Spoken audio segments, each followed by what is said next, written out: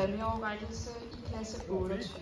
På førstepladsen har Vanessa Hottesen på Elders Mare i tiden 29,93 med 0 fejl. Tillykke med det.